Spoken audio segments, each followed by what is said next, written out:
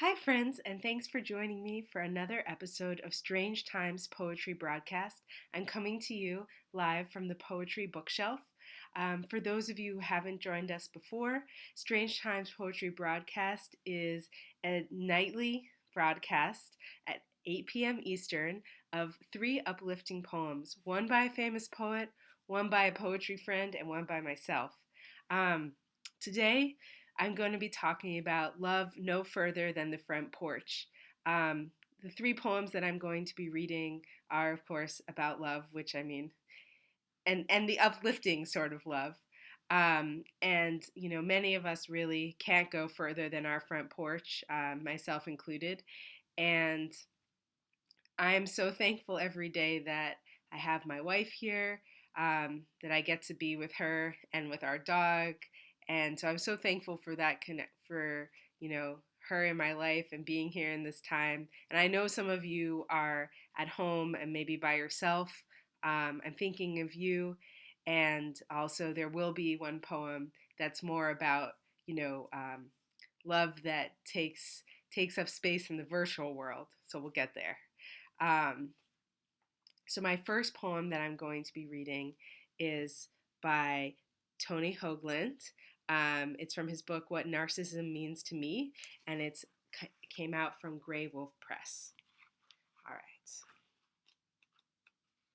It's called Wind Chime. Wind Chime. She goes out to hang the wind chime in her nightie and work boots. It's 6:30 in the morning, and she's standing on the plastic ice chest, tiptoe to reach the crossbeam of the porch. Wind chime in her left hand, hammer in her right, the nail gripped tight between her teeth. But nothing happens next, because she's trying to figure out how to switch number one with number three. She must have been standing in the kitchen, coffee in her hand, asleep when she heard it, the wind blowing through the sound the wind chime wasn't making, because it wasn't there. No one, including me, especially anymore, believes till death do us part. But I can see what I would miss in leaving.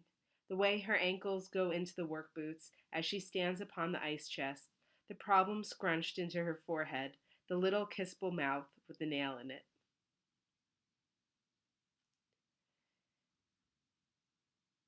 I just love how he captures those everyday details, the nails in the mouth and the kiss with the nail in the mouth. It's really a highlight of this poem. Um, yeah, love on the front porch. All right.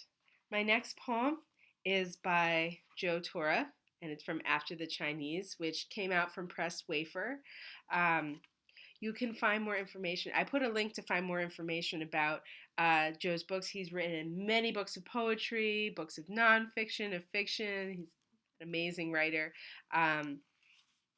In After the Chinese, he writes poems that are inspired by traditional Chinese poetry. And the one I'm going to be reading you now is inspired by a poem from Mei Ao Chen, An Excuse for Not Returning the Visit of a Friend. And sort of in the Chinese poems, I would say the model is, the poet or the speaker is very secluded, almost monk-like. And the situation is a bit different in this poem. This poem's also, I would say, very influenced by William Carlos Williams' um, icebox poem, the sort of apology for eating the plums in the icebox, because the element of apology in this poem. You'll see when I read it. Excuse for not visiting friends. Don't be offended because I'm slow to go out. You know me too well for that. On my lap, Celeste Dan cries, won't let me put her down. Julie Gann stands at my knees, waits for an answer. They hang on my clothes. They follow my every move. There's piles of laundry, bathrooms to clean, dinner. Toys and crumbs rule floors. I can't get any farther than the front porch. I'm afraid I won't make it to your house today.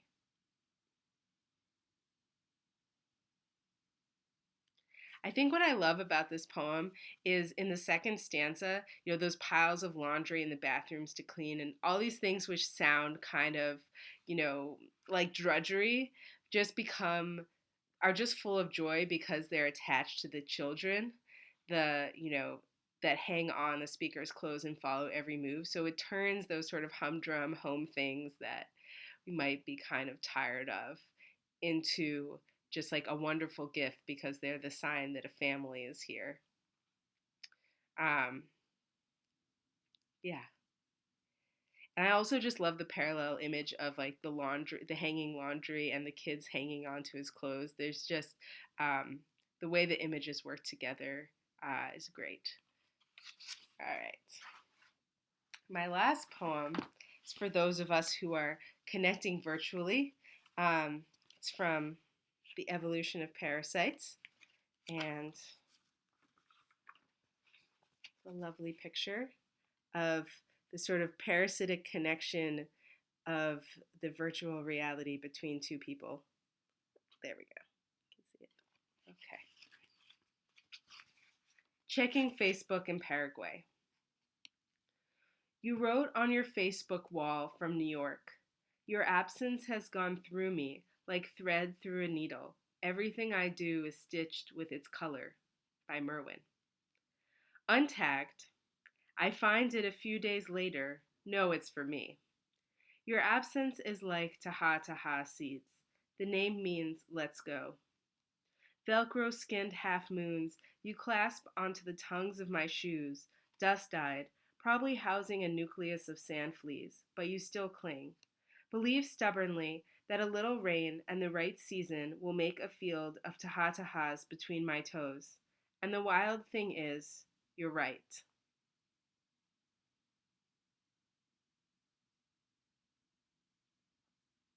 Sometimes, in this case, from my own life, uh, love and connection can find a way even in the virtual space, even from Paraguay to New York, um, and I'm so glad it did.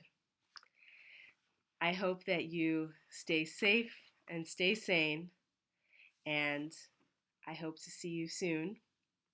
Good night.